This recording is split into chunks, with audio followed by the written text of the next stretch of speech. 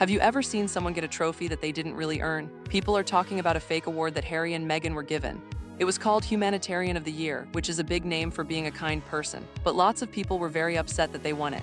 In the middle of New York City, where there are millions of lights and cameras, Harry stepped out of his big black car.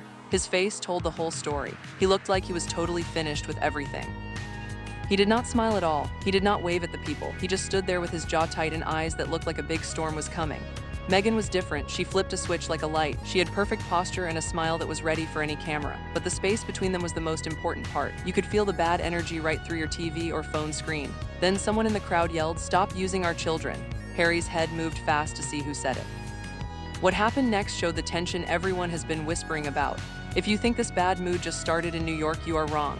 This big crack in their life began weeks before in Paris. It started with a moment that was so planned out that it changed their relationship. You really need to stay and see where this actually began. Please hit the subscribe button and the like button because this is going to be a very wild story. Let's look at the exact moment things started to fall apart. The big black SUV pulled up in New York City. When the door opened, Harry got out looking like he wanted to be anywhere else in the whole world. His face was blank, like a piece of paper with no drawing on it. His shoulders were very tight and high. His jaw was set very hard, which means he was biting his teeth together because he was frustrated. He did not have any of that friendly energy he used to have when he was younger.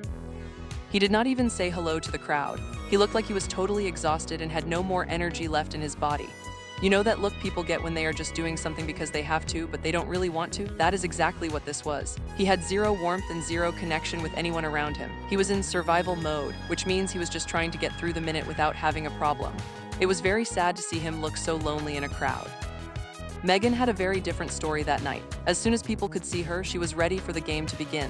Her big smile came out right away. She stood in a way that made her look like she was on a fancy red carpet. She was doing her job very professionally. This kind of change only happens when you do it hundreds of times. She knows exactly where every camera is hiding. She knows how to turn her body so she looks perfect in every single picture. It was seamless and automatic, almost like a robot. But there was one thing you could not miss. There was a big gap between her and Harry that felt very wrong. It wasn't just about how far apart they were standing. It was about their energy. Their moods did not match at all. They were standing near each other, but it did not feel like they were a team. It looked like two people who just happened to be at the same party but weren't really together. The cameras were going crazy and flashing everywhere, but the togetherness was totally gone. This was supposed to be a very big night for them. They wanted to show the world that they were a strong and united power couple that everyone should like. They planned everything out very carefully so it would look effortless and strong. But then something shocking happened. Someone in the crowd shouted very loudly, "Stop using our children." For a second, everything seemed to freeze. It was like someone threw a bucket of ice water on the whole scene. Harry's whole body reacted to the sound. He turned around very fast to find the person who said it. His face went very dark and angry. You could see him fighting with his own feelings right there in front of everyone. For a tiny moment, his mask fell off and you saw what was really happening inside his heart. Then he reached out and grabbed Meghan's arm. He did it very quickly and it was very tight. It did not look like a sweet or gentle touch at all. It was his way of saying that they needed to move away right now. You could see his mouth moving, but the noise of the crowd was too loud to hear him. Whatever he said was fast and sharp. The whole feeling of the night changed from being in control to being barely okay. The smiles they were wearing were not real. They were not the kind of smiles that come from being happy or having fun. These were survival smiles. That is the kind of face you put on when everything is breaking into pieces, but you still have to get through the next few minutes without crying. They weren't selling a happy fairy tale anymore. They were just trying to make it through the night without the fight getting worse. The cameras caught two people who were going through something very heavy. They were trying so hard not to show the world their pain, but they couldn't hide it. This moment was not just one random bad night. It was the result of months of fighting that was finally coming out where everyone could see it.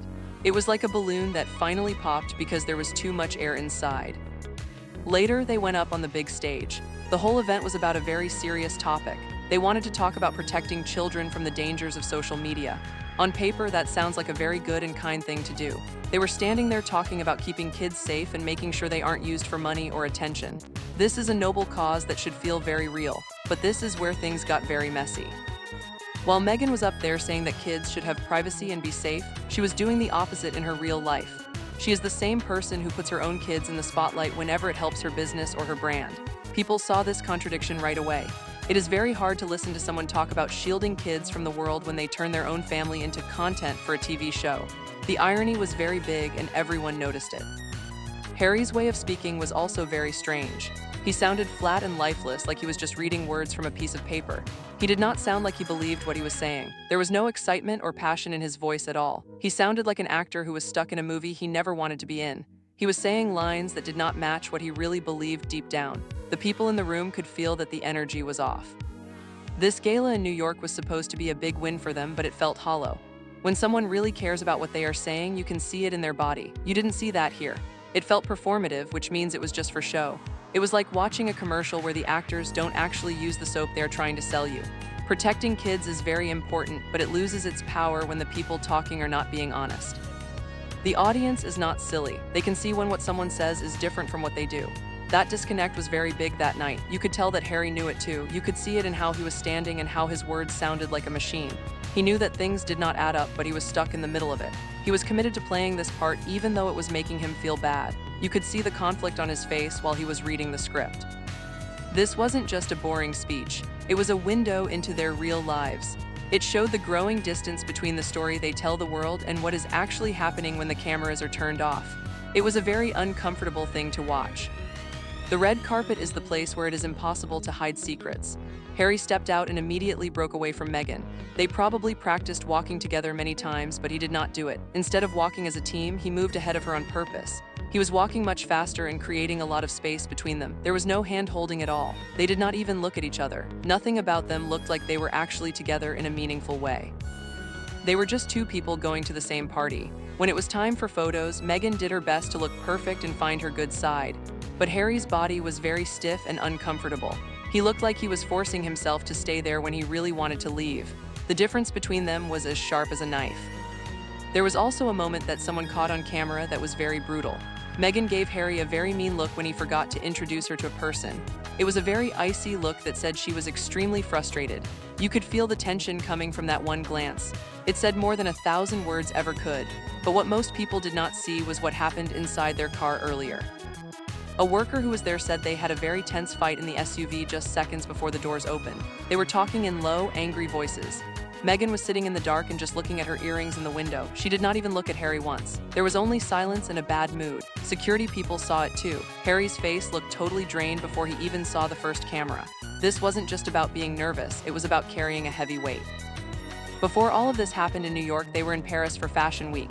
This is an event that is supposed to be very glamorous and easy for famous people. On the surface, it looked like everything was fine. The photos showed them in designer clothes and sitting in the front row of big shows. If you just looked at the pictures, you would think their life was perfect. But the people who were actually there saw something totally different. They watched two people moving through the same rooms as if they were strangers. Harry kept himself separate the whole time.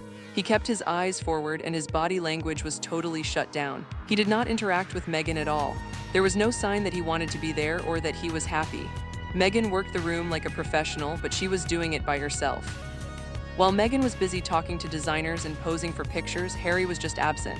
He was there with his body, but his mind was somewhere else. He was not participating in the fun, he was just taking up space. This contrast was impossible to miss if you were looking closely. You had one person who was happy to be in the spotlight and another person who wanted to be anywhere else. They would show up together, but there was no warmth between them at all. The sweet moments and the inside jokes were all gone. There was no casual touching or whispering. People who saw them said it was cold. It felt more like a business arrangement than a marriage. They were just fulfilling their obligations and then going back to their separate worlds. This coldness was already there long before the New York event. Paris was the place where you could see the separation becoming a real thing. It was becoming harder to hide or explain away. Fashion Week is usually a very exciting time, but there was no energy between them. Harry stayed in his own little bubble and looked withdrawn. Meghan stayed in performance mode, and the gap between them just kept getting wider. People who know them started to notice that they would arrive separately even when they were supposed to be together. People would talk around them, but they wouldn't talk to each other. Harry's face never changed, it was just a flat and sad look. That is where things really shifted. That is where the warmth between them started to turn into ice. It was becoming very serious. This is where things went from being cold to being completely broken. Meghan's team made a very bad choice that seemed very insensitive. They filmed a video of Meghan walking through a tunnel in Paris. This was the exact spot where Harry's mother, Princess Diana, died in a car accident many years ago. It is a very sad and holy place for Harry. The video shows Meghan moving through the tunnel with a thoughtful look on her face. She has a scarf around her neck and she is looking into the camera like she is having a very deep thought about loss. It was supposed to look gentle and poetic, But as soon as the video went on the internet, people were very angry. They did not like that she was using a place of tragedy to make content for her brand. It looked like a publicity stunt using a very sad memory. The backlash came from everywhere and it was very mean. But what happened behind closed doors was even worse. People who know them say they had a very intense argument after this. It wasn't a fight where people just yell, it was deeper and more personal. It was a confrontation that really hurt. Harry could not understand how someone could take the place where his mother died and turn it into art for a show. To him, that tunnel was a place where his whole life changed for the worse. He lost someone he loved and he would never get her back. But Meghan saw it differently. She thought it was meaningful and creative. She told him he just didn't understand her artistic vision. This explanation did not work at all. This was the moment something inside Harry finally broke. For a long time, Harry was Meghan's biggest defender. When people were mean to her or the media attacked her, he was always there to fight for her. He stood in the middle and protected her. He made excuses for her choices and argued with anyone who questioned her. That was his job in the relationship, and he did it every time without stopping. But after the incident in the Paris tunnel, that defense stopped completely. He did not try to explain it to anyone. He did not try to make it look better. He just went quiet. And that quietness was louder than any loud argument could ever be. It was the sound of a man who had finally reached his limit. He was tired of carrying the weight of decisions he did not support. People close to them noticed this shift right away. Harry stopped talking whenever Meghan's name came up in a conversation. He would change the subject or just give a very short answer. Something had changed in how he looked at the whole situation. Most importantly, something changed in how he looked at her. This wasn't about one mistake anymore. It was about a pattern of behavior that he could not ignore. A line had been crossed that he could not come back from. What happened in Paris did not happen for no reason. People who were watching them closely started to connect all the dots from the weeks before. There was a charity event at Kevin Costner's house where the same bad energy was there. The coldness and the distance were showing up again. During a dinner, someone sitting nearby saw Meghan try to reach for Harry's hand under the table.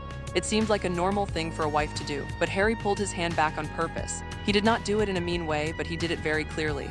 Then he whispered something to her that was very sharp. The person who saw it said the whole mood in the room changed instantly. You don't need to hear the words to know they were not nice. The energy moved from okay to bad.